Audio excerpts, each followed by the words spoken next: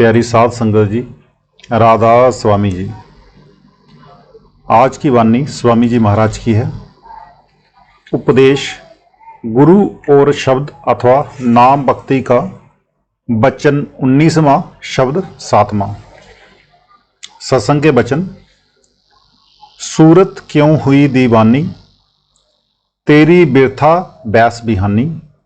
जग भोग रोग दिन बीते, तू जाए दो कर रीते।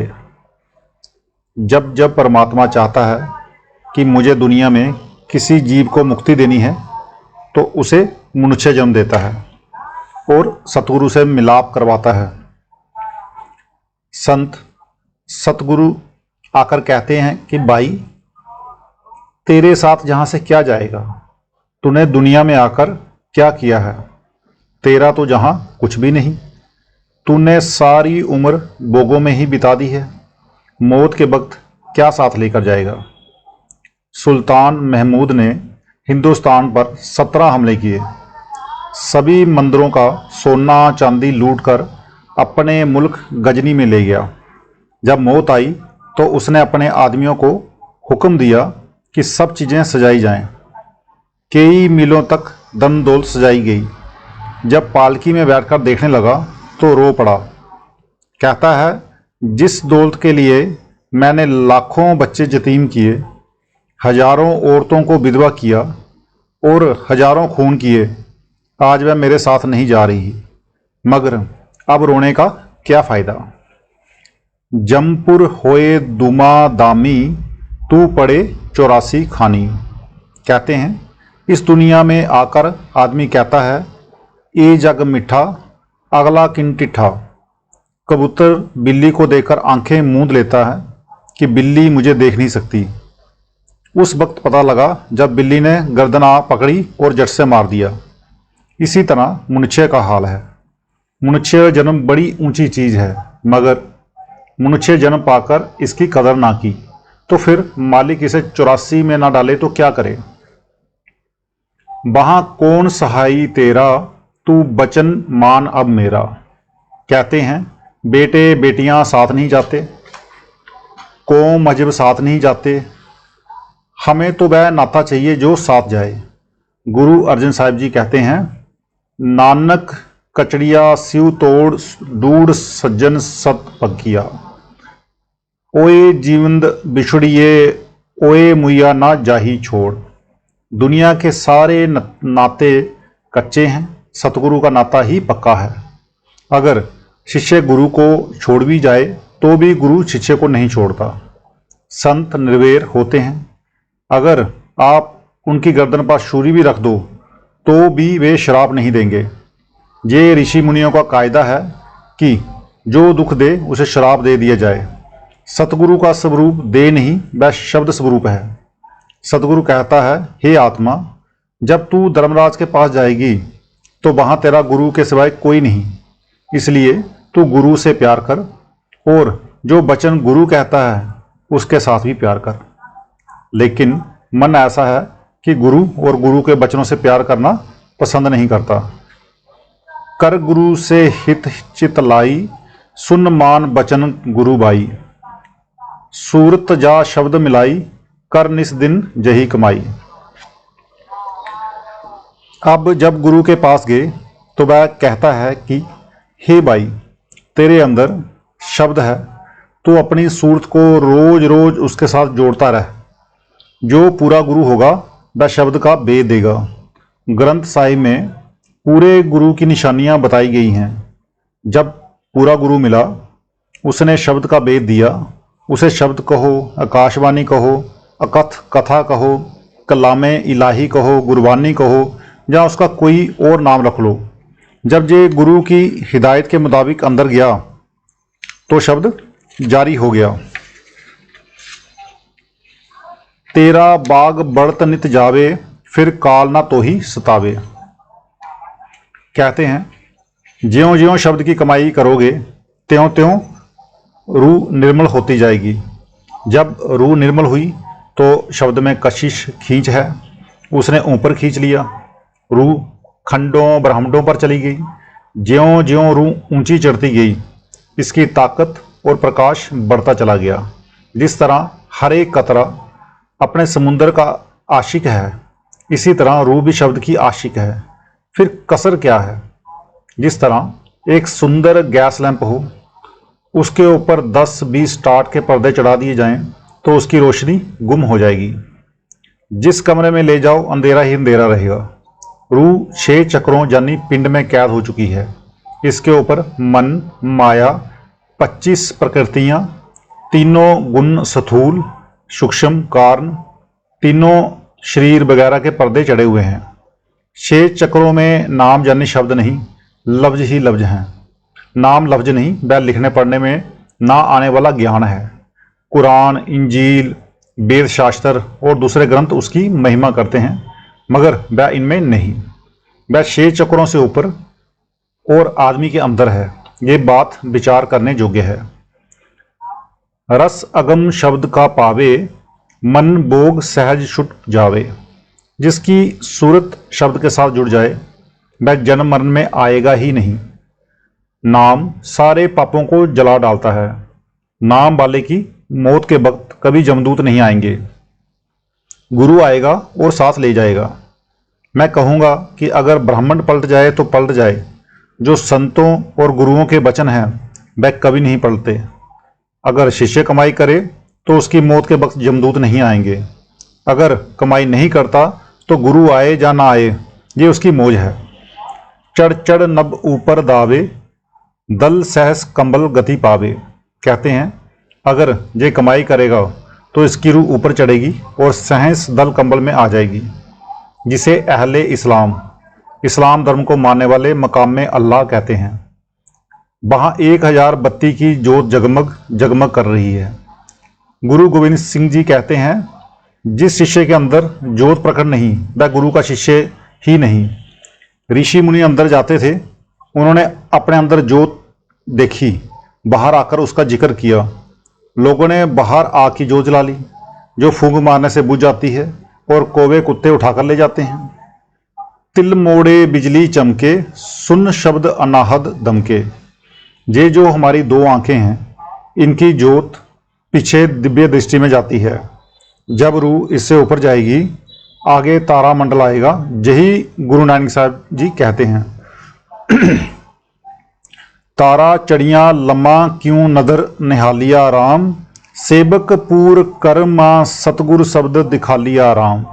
तुलसी साहब कहते हैं गगन द्वार दिसे एक तारा, अनहद नाद सुने जनकारा। आगे जाओगे तो सूरज चंद्रमा आएंगे, इससे आगे गुरु का स्वरूप आएगा जिसके चरण का एक नाखून करोड़ों मणियों से ज्यादा प्रकाशमान है।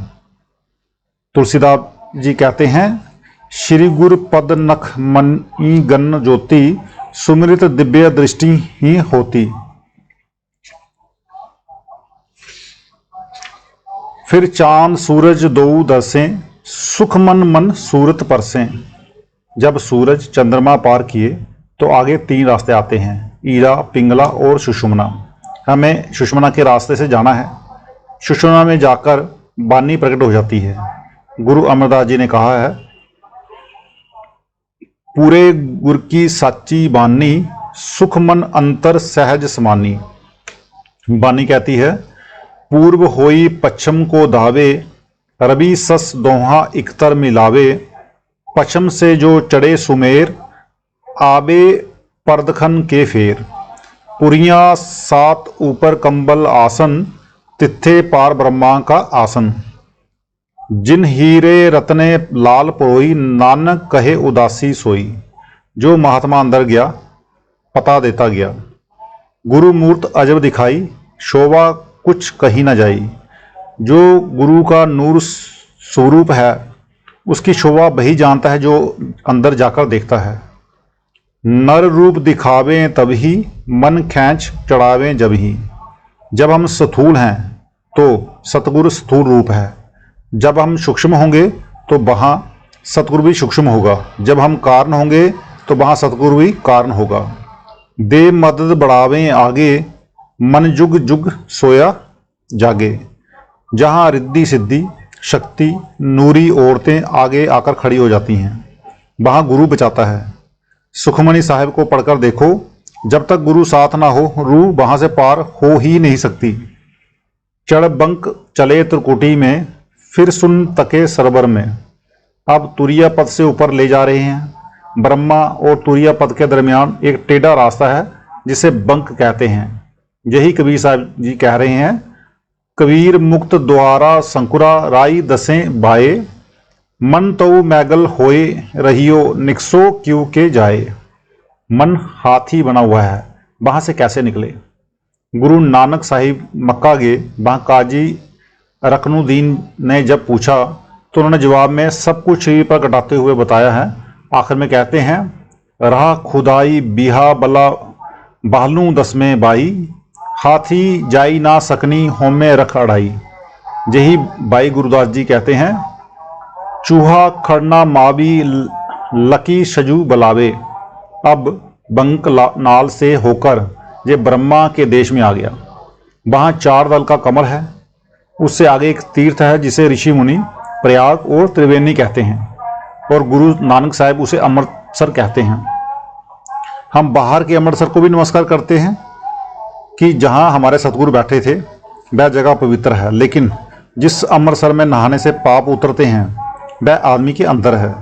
जब रूह वहाँ स्नान करती है तो इसकी हंस गति होती है, इससे नीचे नीचे इसकी काग वृत्ति होती है। वहाँ नहाकर इसके ऊपर से 5 तत्व, 25 प्रकृतियाँ, 3 गुण, 3 शरीर स्थूल सूक्ष्म और कारण, मन माया के सारे पर्दे उतर जाते हैं। उस वक्त ये ना बूढ़ा है ना जवान, ना इंसान है ना हैवान, ना गोरा है ना काला। उस वक्त इसकी अपनी रोशनी 12 सूरज की होती है और ये अपने मालिक को देख सकती है। जहाँ शोभा हंसन बारी, वह भूमि लगे अति प्यारी। ये जीवात्मा जिसकी अब काग गति है, वहां पहुंचकर इसकी हंस गति हो जाएगी। दुन किंगरी बजे करारी, सुन सूरत हुई मतवारी। हर देश में गुरबानी है, कलामे इलाही है, जहाँ किंगरी की धुन हो रही है। यही गुरु अमरदास जी कहते हैं, जोगी किंगरी बजा रहे थे। गुरु साहिब कहने लगे, जित किंगरी अनहद बाजे, हर सिउ रहे लिब लाए। इत किंगरी ध्यान न लागे, जोगी ना सच पले पाए। कहे नानक मुक्त होवै जोगी, साचे रहे समाये। उस धुन को सुनकर रूह मस्त हो जाती है। फिर लगे महा सुन तारी, जहाँ दीप अंचित समाहारी। अब जहाँ 2 दीप आते हैं, एक दाएं एक बाएं, एक सहज है एक अंचित है, उनके दरमियान रास्ता है। लख बंबर गुफा हुई न्यारी, जहाँ सेत सुर उजियारी। अब आगे सोम का देश है। वेदांती इसे नहीं लेते, मगर इससे नीचे इसके अक्स यानी परछाई को लेते हैं। जिस तरह सूरज का अक्स पानी में पड़ता है, पानी में सूरज का अक्स है पर उसकी गर्मी नहीं। पानी का अक्स दीवार पर पड़ता है, दीवार पर सूरज का अक्स भी नहीं। इसी तरह नीचे का अक्स वेदांतियों का सोम है, बमर गुफा में असली सोम है। मौलाना रूम साहिब ने अपनी मसनवी जहाँ से शुरू की है, विष्णु न चूँ हिकायत मी कुन्नत, बज जुदाए दा शिकायत मी कुन्नत, कज नयन संता ता मरा बुबरीदा अंध, अज नफीरम मर्दो जन नालिंदा अंध। जब रूपी बांसुरी को पार ब्रह्मा रूपी बांस के देश में से काट कर लाया गया तो जादुई हो गई और वह पुकार करने लगी, उस देश का प्रकाश कैसा है? सफेद। चौथे पद करी तैयारी, दुन बीन सुनी अतिबारी। अब जहां एक त्रिलोकी की हद है और इसके आगे खत्म। ये चौथा लोक है। इसे हिंदू महात्मा सचखंड और मुसलमान मकाम हक कहते हैं। इसीलिए सभी संत यही कहते हैं कि अपना ईष्ट सतलोक रखो। जो सचखंड की धुन है वह करोड़ों खंडों ब्रह्मांडों की ताकत देती है और बीन की धुन से मिलती जुलती है। गुरु अर्जुन साहिब जी कहते हैं, रहंत जन्म हर दर्श लीना, बांजत नानक शब्द भीना। नामदेव जी भी यही कहते हैं, अखंड मंडल निरंकार, मैं अनहद बेन बजाओगे, बैरागी रमै गवाओगे। अब दे स्वरूप गुरु की ड्यूटी है कि रूहों को सतनाम की गोद में दे डाल। आगे सतनाम को अपने पास नहीं रखता, वह अपनी ताकत देकर आगे भेज देता है। लख अलख अगम रखा दी, हुई राधा स्वामी रूप निहारी, महिमा उनकी क्या कहूँ बारी, मुझ गरीब की बहुत सुधारी। अब संतों में जो एक खूब है कि वह दूर पहुंचकर भी नम्रता और आजीजी यानी कि दीनता नहीं छोड़ते, मगर वेदांती अब जरा अंदर जाते हैं और अपना स्वरूप देखते हैं तो क्या उठते हैं, अहम ब्रह्मास्मि। लेकिन ये संतों का देश नहीं, संतों का देश अलख अगम से भी आगे राधा स्वामी देश है। वेदांत दो किस्म का है, एक नवीन एक सनातन। जो सनातन वेदांत है वह कुछ ठीक है, नवीन वेदांती तो सिर्फ मन और बुद्धि के विचार से ही अपने आप को ब्रह्मा कहते हैं। अब स्वामी जी विनती करते हुए कहते हैं कि उनकी महिमा क्या करें जिन्होंने मुझ जैसे गरीब को भी संभाल लिया है। तो आज का सत्संग यहीं खत्म होता है। राधा स्वामी जी।